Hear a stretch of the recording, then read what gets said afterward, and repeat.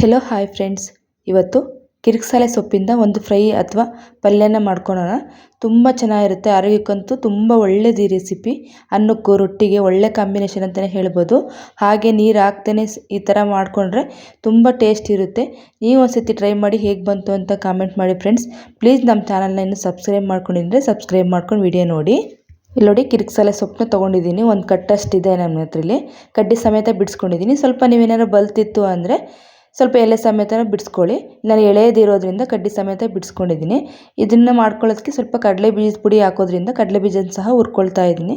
ಇನ್ನು ಇದಕ್ಕೆ ಬೇಕಾಗಿರೋಂಥದ್ದು ಸ್ವಲ್ಪ ಕರಿಬೇವಿನ ಸೊಪ್ಪು ಮತ್ತು ಬೆಳ್ಳುಳ್ಳಿ, ಸ್ವಲ್ಪ ಒಂದು 4ರಿಂದ 5 ಈರುಳ್ಳಿ ಮತ್ತು ಒಂದು 2 ಟೊಮೊಟೊ, ಒಂದು ಅರ್ಧ ಕಪ್ಪಷ್ಟು ಹಸಿ ತೆಂಗಿನಕಾಯಿ ತುರ್ಕೊಂಡಿದ್ದೀನಿ, ಮತ್ತು ರುಚಿಗೆ ತಕ್ಕಷ್ಟು ಉಪ್ಪು, ಆಗಲೇ ಹುರಿದಿಟ್ಕೊಂಡಿದ್ದೀನಿ ಅಂತ ಹೇಳಿದ್ನಲ್ಲ ಕಡಲೆ ಬೀಜ, ಮತ್ತು ಗುಂಟೂರು ಮೆಣಸಿನ್ಕಾಯಿ ತೊಗೊಂಡಿದ್ದೀನಿ.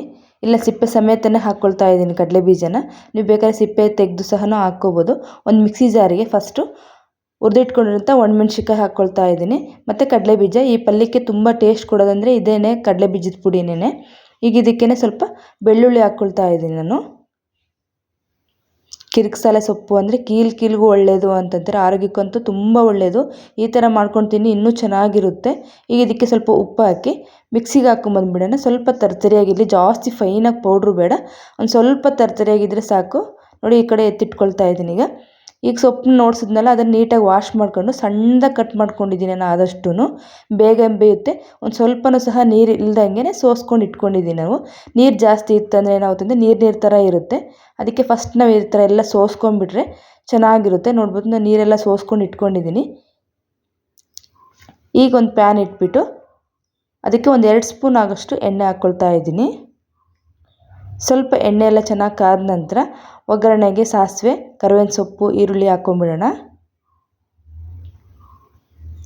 ಈರುಳ್ಳಿನ ಸ್ಲೈಸಸ್ ಥರನ ಕಟ್ ಮಾಡ್ಕೊಬೋದು, ಇಲ್ಲಾಂದರೆ ಚಿಕ್ಕದಾಗಾದರೂ ಕಟ್ ಮಾಡ್ಕೊಂಡು ಹಾಕ್ಕೋಬೋದು. ಈಗೆಲ್ಲ ನೀಟಾಗಿ ಸ್ವಲ್ಪ ಫ್ರೈ ಆಗ್ತಾ ಇರಲಿ ಈರುಳ್ಳಿ. ಈ ಥರ ಎಲ್ಲ ಬಿಡಿಯಾಗಿ ಆದಾಗ ಇಲ್ಲಿ ಒಂದು 4 ಹಸಿಮೆಣ್ಸಿನ್ಕಾಯಿನ ಸಣ್ಣದಾಗಿ ಹಚ್ಚೇ ಹಾಕ್ಕೋಬೋದು, ಇಲ್ಲಾಂದರೆ ಈ ಥರ ಚಾಪರ್ ಇದ್ದರೆ ಚಾಪರಲ್ಲಿ ಸಹ ಇದರಿಂದನೂ ಈ ಥರ ಮಾಡ್ಕೊಬೋದು. ಮಕ್ಕಳಿಗೆ ಸಿಗೋದಿಲ್ಲ ಅಂತ ನಾನು ಈ ಥರ ಹಾಕ್ಕೊಳ್ತಾ ಇದ್ದೀನಿ. ಇದನ್ನು ಸಹ ಹಾಕಿ ಚೆನ್ನಾಗೆಲ್ಲ ಮಿಕ್ಸ್ ಮಾಡಿಕೊಂಡು ಸ್ವಲ್ಪ ಉಪ್ಪು ಹಾಕಿ ಈರುಳ್ಳಿಗೆ ಸ್ವಲ್ಪ ಮಿಕ್ಸ್ ಆಗುವಾಗ 2 ಕಟ್ ಮಾಡಿರೋಂಥ ಟೊಮೊಟೊ ಹಾಕಿ ಅದನ್ನು ಸ್ವಲ್ಪ ಮಿಕ್ಸ್ ಆಗೋ ಥರ ಮಿಕ್ಸ್ ಮಾಡ್ಕೋಬೇಕು. ಜಾಸ್ತಿ ಏನು ಬೇಯಿಸೋದು ಬೇಕಿಲ್ಲ. ಸ್ವಲ್ಪ ಹಿಂಗೆ ಎಣ್ಣೆ ಬಿಟ್ಕೊಳ್ತಾ ಇರುವಾಗ ಈಗ ತೊಳೆದಿಟ್ಕೊಂಡಿರೋವಂಥ ಕಿರಿಕ್ಸಾಲೆ ಸೊಪ್ಪನ್ನು ಎಲ್ಲ ಹಾಕಿ ಈ ಥರ ಇಟ್ಕೊಳ್ತಾ ಇದ್ದೀನಿ. ಸ್ವಲ್ಪ ಜಾಸ್ತಿ ಅನಿಸುತ್ತೆ ನೋಡೋಕ್ಕೆ, ಒಂದು ಸ್ವಲ್ಪ ಹೊತ್ತಾದರೆ ಫುಲ್ ಮಗ್ಗಿಬಿಡುತ್ತೆ ಅದು.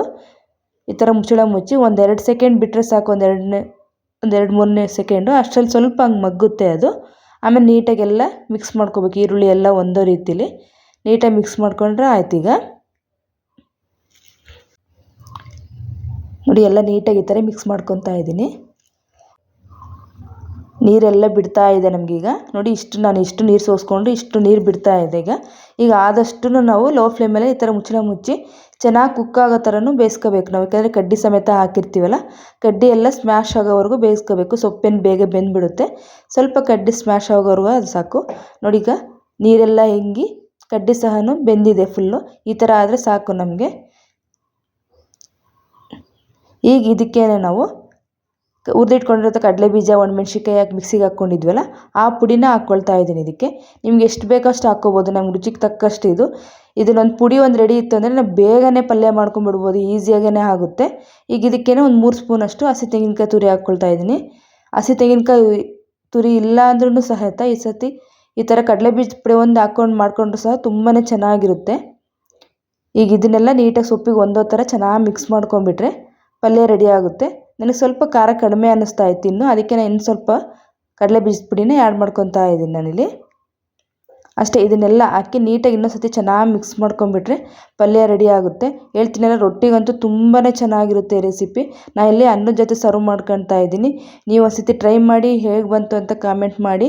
ಸೈಡ್ ಡಿಶ್ಶಾಗಿ ಸಹ ಉಪಯೋಗಿಸ್ಬೋದು. ಸೊಪ್ಪಿನ ಫ್ರೈ ಅಂತಲೇ ಹೇಳ್ಬೋದು, ಅಷ್ಟು ಚೆನ್ನಾಗಿರುತ್ತೆ. Okay friends, bye. ಪ್ಲೀಸ್ ನಮ್ಮ ಚಾನಲ್ ಇನ್ನೂ ಸಬ್ಸ್ಕ್ರೈಬ್ ಮಾಡ್ಕೊಂಡಿಲ್ಲ ಅಂದರೆ ಸಬ್ಸ್ಕ್ರೈಬ್ ಮಾಡ್ಕೊಳ್ಳಿ.